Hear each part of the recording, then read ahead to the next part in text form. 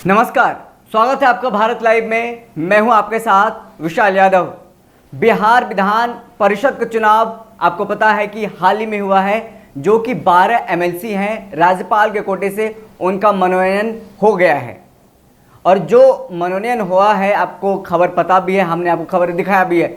लेकिन अब 24 एमएलसी हैं जिसका कि कार्यकाल 16 जुलाई तक खत्म हो जाएगा। अब जल्द ही चुनाव कराने की बारी आएगी, जुलाई तक में चुनाव कराना है, जो कि स्थान प्राधिकार के द्वारा चुन करके आए हैं 24 एमएलसी।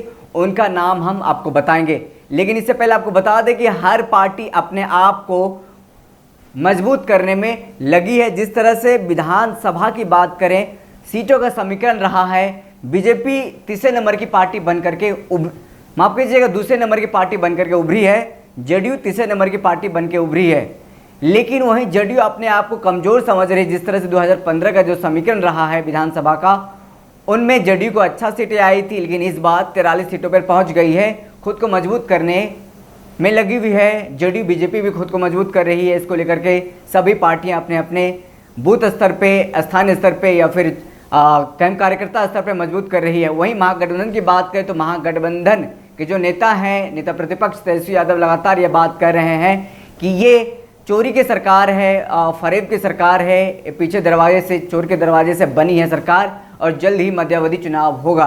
लेकिन कब जाकर के मध्यावधि चुनाव होगा ये तो आने वाले दिनों में पता चलेगा।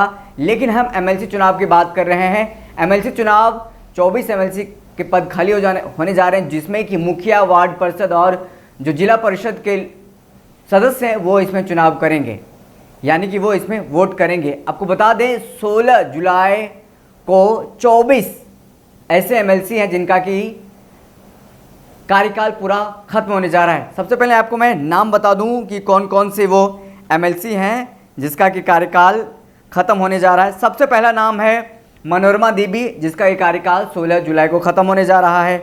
और दूसरा नाम है सच्चिदानंद राय राधाचरण शाह, दिलीप कुमार जायसवाल, रीना यादव, संतोष कुमार सिंह, टुन्ना जी पांडे, बबलू गुप्ता, दिनेश प्रसाद सिंह।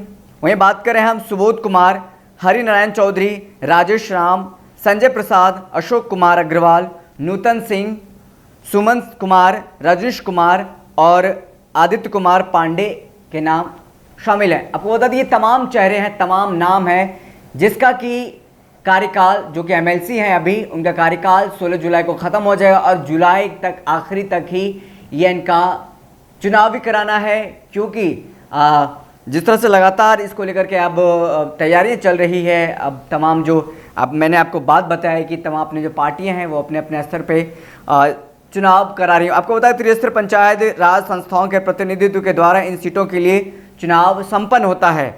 इन सीटों के लिए चुनाव संपन्न कराना है और साथ ही खाली पड़े सीटों के लिए आम लोग मतदान में हिस्सा नहीं ले सकते हैं। इन चुनाव में वार्ड पार्षद, मुखिया के अलावा जिला परिषद के सदस्य ही भाग ले सकते हैं। विधान परिषद के लिए स्थान प्राधिकार से निर्वाचित रीतलाल यादव 2020 में राजद के टिकट पर दानापुर से विधायक चुने गए थे। इसके बाद उन्होंने विधान परिषद से इस्तीफा दे दिया था।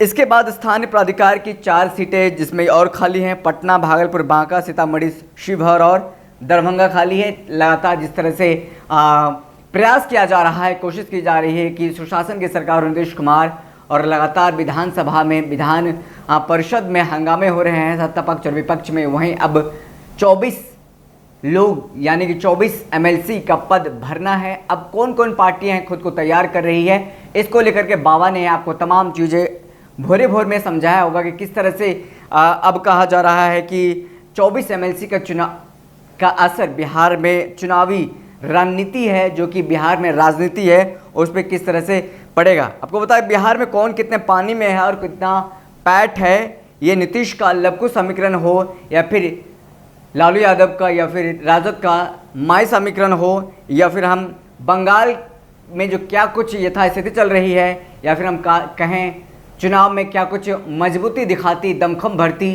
बीजेपी नज़र आ रही है।